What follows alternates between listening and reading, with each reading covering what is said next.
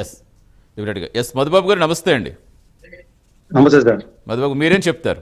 ప్రస్తుతం ఉపరాష్ట్రపతి ఎన్నికలకు సార్, సంబంధించి అసలు ఎలా ఉండబోతుంది స్టాండ్ అనేది మళ్ళీ చర్చకు వచ్చింది. ఎప్పుడూ కేంద్రంలో ఏ బిల్లు వచ్చినప్పటికీ ఈ చర్చ అయితే కంటిన్యూస్గా వస్తూనే ఉంటుంది. సార్ దేశంలోనే అత్యున్నతమైన పదవి ఉపరాష్ట్రపతి సార్. అంటే సిటిజన్ నంబర్ 2 సిటిజన్ మన దేశంలో.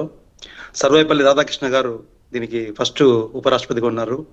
అంత మంచి అవకాశం మనకు ఇప్పుడు వచ్చింది. ఇప్పుడు నా ఉద్దేశ ప్రకారం మా జనసేన నాయకుడిగా నా ఉద్దేశ ప్రకారం తెలుగు రాష్ట్రాల నుంచి కానీ ఉపరాష్ట్రపతి అయ్యే అవకాశం వస్తే చాలా మంచిది.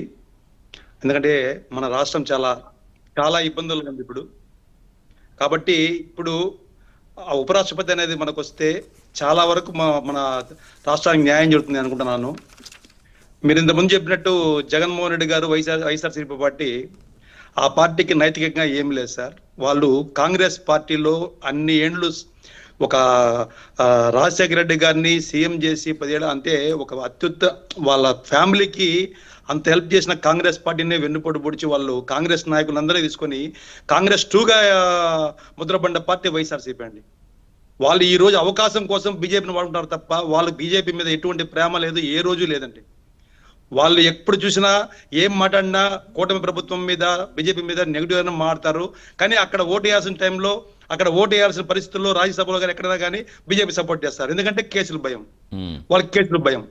కాబట్టి వాళ్ళు ఎలాగైనా ఈసారికి నాకు తెలిసి నా అంచనా ప్రకారం వాళ్ళు త్వరలో కాంగ్రెస్ పార్టీతో కలవబోతారు బీజేపీతో.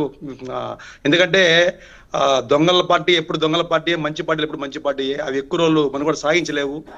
నా ఉద్దేశ ప్రకారం అయితే త్వరలో జగన్మోహన్ రెడ్డి గారు క్విట్ అవుతారని నేను అనుకుంటున్నాను. కానీ ప్రస్తుతానికైతే వాళ్ళకి అవసరం కాబట్టి, ప్రభుత్వము సెంట్రల్ లో ఉన్నారు కాబట్టి బీజేపీ వాళ్ళు అవసరం కాబట్టి ఇక్కడ ఎన్ని మాట్లాడినా రేపు తెలుగు రాష్ట్రాల నుంచి ఎవరిని నామినేట్ చేసినా వీలైతే మాత్రం ఖచ్చితంగా మద్దతు పలుకుతారండి.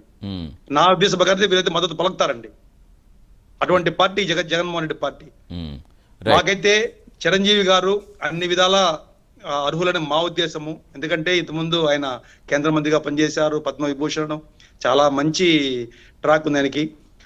అన్ని విధాల ఆయన అయితే బాగుంటుందని మా ఉద్దేశం కూడా, నా ఉద్దేశం, నా పర్సనల్ ఉద్దేశం ఇది. ఇంకా పార్టీలన్నీ ఎలా చెప్తాయో అలా వేసాం సార్. రైట్. ఎస్ కార్తీక్ గారు, నిజంగా అంటే ఇప్పుడు వైసీపీ తీసుకున్న నిర్ణయం ఆ